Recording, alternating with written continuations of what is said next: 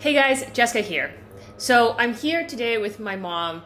I spent the last day convincing her to come on this YouTube channel, and I definitely know she's still a little bit like, why the heck am I here? But anyway, I haven't mentioned this too much, but my mom is a huge reason behind Uprise, behind why I'm working on Uprise. And it was a lot around like growing up and, her giving the exact right financial advice at the exact right time that really inspired this, and is really a lot around all of us trying to pay this forward. And so I thought it'd be great to have her come on this channel and talk a little bit about her story, and I hope you guys enjoy that. Thank you so much for doing this. You're welcome. Okay, I'm going to start off. So what's your story? Maybe you can just talk a bit about your background. You didn't grow up in the United States. Why did you decide to come to the U.S.? I was born and raised in Taiwan, China. And as a young girl growing up, you heard so much about U.S. And I received most of my education in Taiwan until college time. At that time, I felt that is this good time to go outside to see the outside world, since I've never been outside of Taiwan at that point.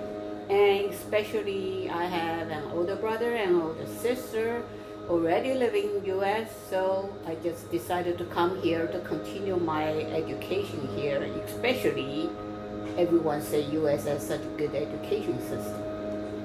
That's a pretty big leap to have never left Taiwan before, and then to like leave and then never go back afterwards, or at least not really. Not never go back. That wasn't the plan at the time. At the time was come here for education and see the outside world, then I could go back. But no, never planned it like a long range plan, just want to go outside and have the education. And as most young people, you do not know what fear is like. You think if other people could do it, you can do it too. I see. Okay, so then what changed? So you came here, finished up college. Why did you end up deciding to stay? Why did you pick a career in finance? The reason I stayed at the first time is that I thought since I had education in the U.S., I'd like also get some practical experience job experience in the U.S. I have done part-time jobs, during the summertime, but I like to see what is the real job is like. So I started the job right after college. And the reason I'm picking finance and accounting is because I always like business, and I'm pretty good in math. So I thought finance is the overall knowledge to contribute to business, and accounting is the fundamental of the finance field. So that's why I started to study accounting and started my first job in accounting. So did you already, because you started your degree in Taiwan and then you finished the degree here, did you already do accounting in Taiwan? I was doing just the business administration in Taiwan. And after I come here, I continued to study in the business department. I chose my concentration in accounting at the college time. I was a transfer student, so I continued in business and concentrated in accounting. I see. And so therefore, my first job after college was in accounting. Got it. But when you went back to the workforce when I was 1, then did you? It wasn't FDIC, right? You still did something else? No, that was actually Federal Savings and Loan Insurance Corporation. Federal Savings and Loan. This is in DC already? That was in DC, and that's the nickname FSLIC. And because we were in Pennsylvania at the time, so then you getting this job with the Federal Savings and Loan Insurance Corporation, and which I had to move to the DC to start my job. But we also were considering relocation, the whole family. So that's why I decided to go there and try it first. Yeah. So you moved first, right? And then later, the rest of us came. Also found a job there and came after me. Yeah. Gotcha. So you haven't been at FDIC this whole time, or when did you move over? The FSLIC was merged into FDIC. I see. So just like a couple years in FSLIC, and Congress decided to merge the FSLIC and FDIC. It's basically similar function. Originally, one was only insuring the deposit, saving and loans, and the one's insuring the banks. So therefore, the two just merge it together, become FDIC. So, okay, maybe we should just rewind a second. Maybe it's worthwhile to define first, what does FDIC do, or what does the Federal Savings and Loan Insurance Corporation do? What is its purpose? They were both established by Congress during the 30s, during the last crisis, and in order for the purpose of providing confidence to people to have their deposit put in either saving and loans or banks, and now having worry about the safety of their money. So it's a similar concept, just that one's concentrating on saving loans, the other one's concentrating on banks. Do savings and loans still exist? Not anymore. Okay, all right, because that doesn't even resonate with me. There's still bank saving charters, but it's called the Thrift Office of Thrift Supervision. Have you heard of that? No. It's still the regulator, but not no longer called saving loans. So you don't see any saving loans. So remember that movie that James Stewart, the movie? It's a Wonderful Life. That's a saving loan. Yeah, but I mean, to me, it's just it's like a bank. It's a bank. Yeah. In a way, it is a bank. The function is like a bank, but the charter is saving loans. The purpose is providing money for people to buy homes. So it's that's similar purpose. Similar purpose. By the way, that was a very, I think watching that movie, It's a Wonderful Life, was the thing that helped me understand helped me understand better what it is that you did at the FDIC, because in that movie there was a run on the savings and loan where everybody's rushing to try to get their money out, and there's no insurance, and so you could only get a few pennies on the dollar that you put in with that bank, and so I realized that actually, hey, FDIC prevented runs on banks. Right. They just completely got rid of it. That was the purpose that Congress established FDIC and the FSLIC. Are there still runs on banks?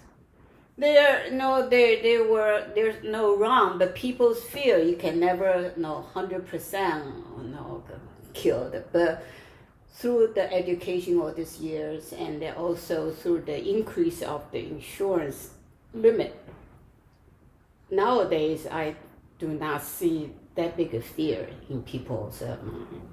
And has it changed over time? Meaning, when you first started, there was more fear about banks going down. Yes, and working there, you always heard some places that had people lined up, for some reason, for whatever the rumors out there, and then people are lined up. People will worry about payout situation in case they have more money than the insurance limit, and they could still be uninsured amount. So we heard those things. I see. So, but more and more, time has gone by, people has less fear. Which may or may not be a good thing.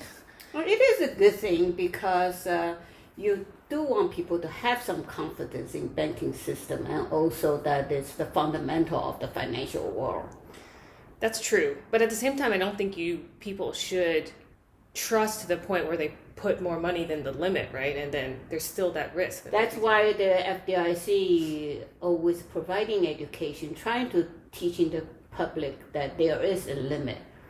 Although that limit is pretty high for people's standard, but still there is a limit. So you do need to watch where you put your money and how you set up your accounts. I particularly remember you talking about like working in the FDIC during the recession of like 2007, 2008. But yeah, like what was it like in general? What did you do? I was a financial analyst type of work, and throughout the time we have to watch out what's going on out there in case there will be some bank unstable will be fail, and during the last crisis, that's mostly involving larger financial institution, which is different than earlier crisis. So therefore, the impact is just different, just bigger. One financial institution have so many others involved, banks involved with their business. There's counterparty risk, all that. So making a simple payout is more difficult. Cannot be done, but it's just more difficult because they're much larger in size. So we have to find different way. We have to, as an employee there, we have to learn more about different financial features. We're educating ourselves and how to manage them during the crisis, during a failed banking situation.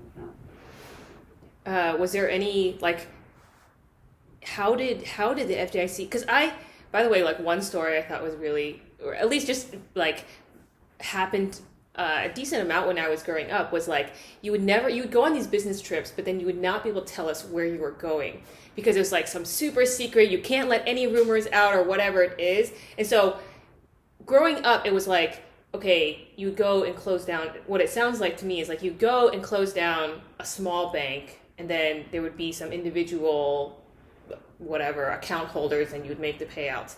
And then you're saying like in 2007, 2008, these were giant institutions. They were giant institutions. They were also small banks.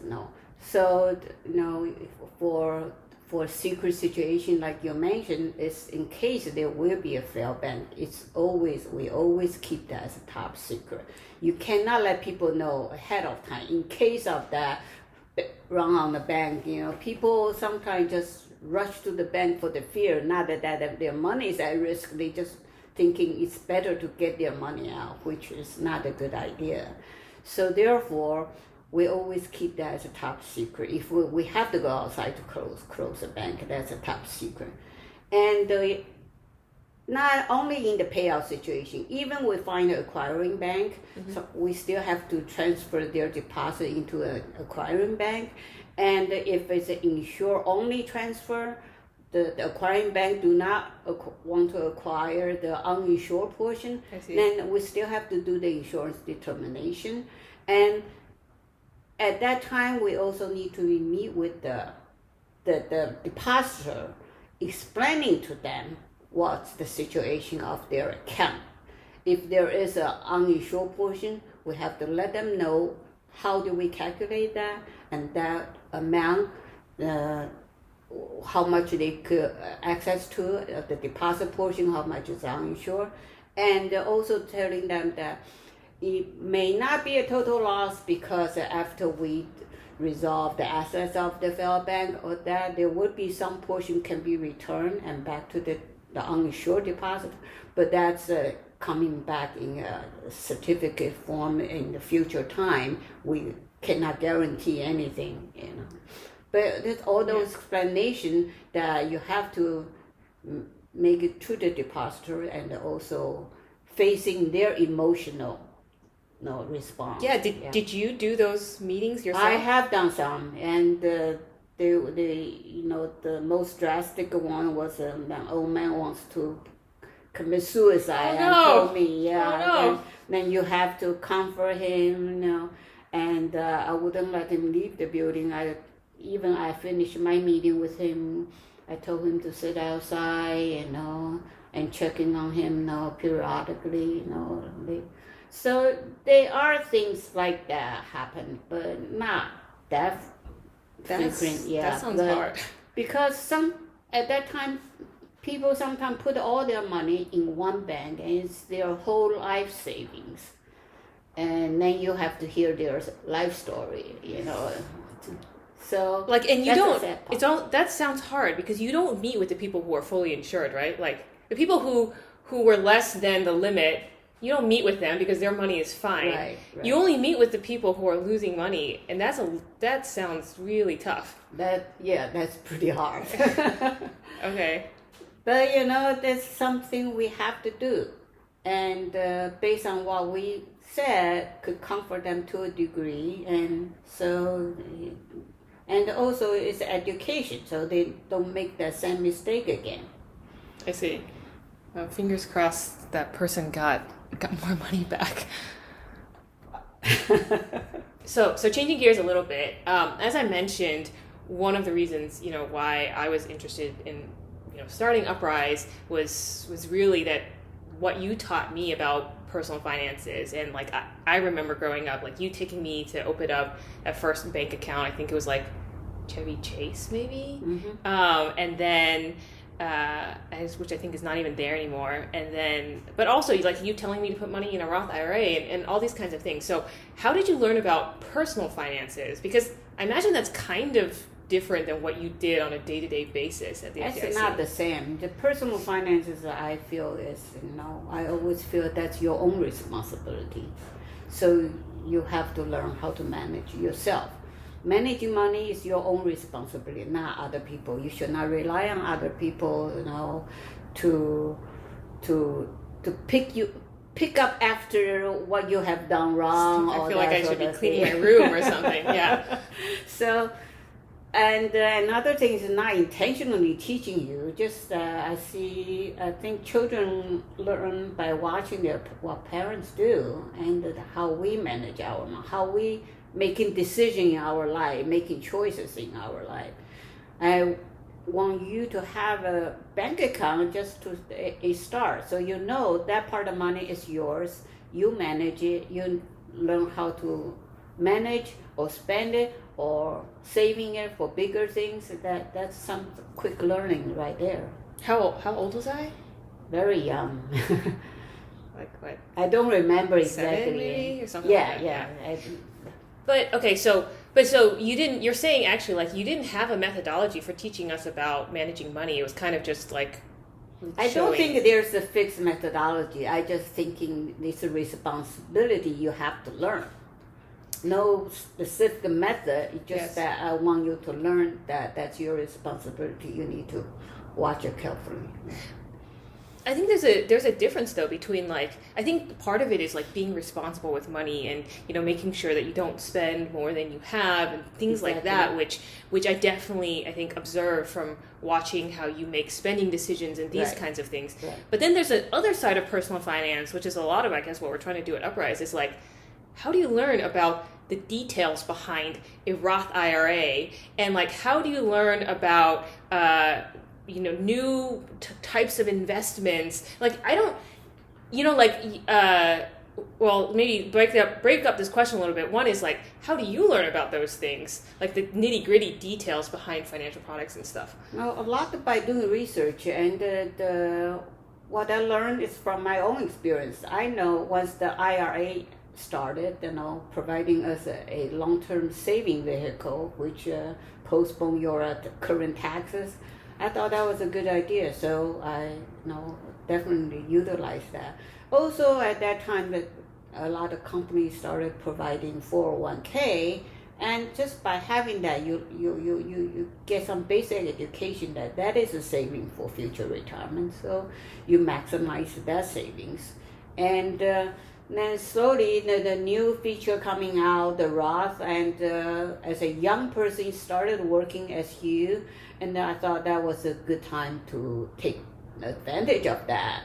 You had low income, were young, and the Roth IRA provided tax-free growing. Once you started putting in there, so I thought that was a good idea. So for the new feature you don't know, then the internet provided good research vehicle, and you do some research as. You guys are growing up, you and your brother, I started doing 529 saving account because of that. I need to save for your education. That's my responsibility. So I research and utilize that vehicle as well. A lot of the saving methods provided by the governments, states and federal, and also there's like U.S. saving bond also have some feature providing for the education. So you research those vehicles, then you utilize them to see whatever that fits you. Yeah. Sounds like a lot of time looking into this stuff. I'm not sure that I know all the features. I know all the new instruments, but based on what I need, now I do my limited research or narrow my research. I see. I definitely got this. At least, if there's one learning that I got out of growing up, was, hey, if I have a question about finances, I'll just come ask mommy, and I'll get the answer that way. That's a good way. That's a very good way. I haven't taught you wrong, right? Yeah, no, it's very useful. Okay, so I'm curious. Now that we're grown up, my brother and me, are there still things where you're looking at our situations where you're like, oh my God, they're doing it totally wrong. I wish I taught them better. Like, what are your thoughts now from where you sit? I think both of you are doing very well. I have nothing disappointed about it. The only thing that I wouldn't think about it was that after you guys got into graduate school, both of you started taking out student loan. I was worried about that for a little while because my philosophy is I do not like debt. I limited my own personal debt, so I was worried about you guys got into too much debt.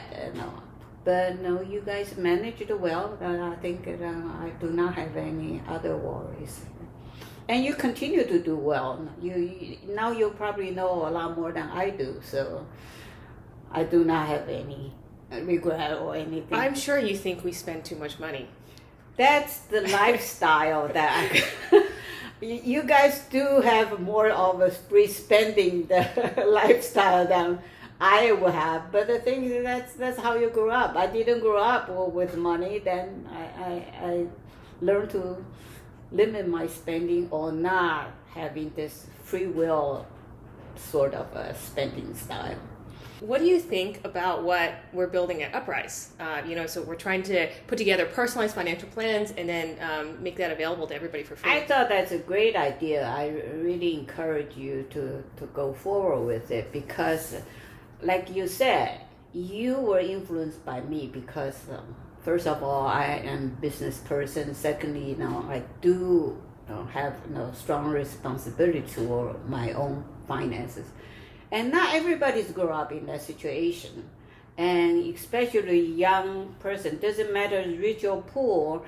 And for some people do not have that luck to have money provided to them, and definitely not to overspend it, not to get heavy in debt, which can only hurt you in the future, to be buried in debt and cannot move forward. So I thought what you have provided for people is a good idea, especially I think you're doing a lot of college student reaching. So that is a good time to start. And I think it's that optimal time when your taxes are still low and Yes. you could You have tax so optimize. many vehicle to help you do the future savings. Yeah. And not to be too short-sighted, only looking at the current time. Like you encourage people to put money in 401k, IRA. Those are good long-term planning. Okay, so last question. You recently retired. Out of all of the things that you've done in your career, what would you say you're most proud of? I think having a job usually is for the main purpose to provide a living, which I have done that. And the good thing I feel proud of is through my work, I also contributed to the society. I contributed to the stabilizing the banking industry, contributed toward the providing confidence to the people, and also contribute toward educating people how to manage their deposits in the banks. And I also do my best on my job to minimize the cost to the deposits insurance funds through my analysis. So I thought I have done my contribution to society, not because I am having high jobs, having a high position to be proud of, just because of my work. Through my work, I contributed to the society. That's something I am very proud of. Awesome. Anyway, thank you so much for taking the time and doing this. Okay, I hope you don't ask me again. I'm not good at it. Hey, I think you're about to be a star, so okay. I will not make that promise. Okay, all right. Cool. But next time there'll be some royalty involved. Oh, okay. All right, thanks guys.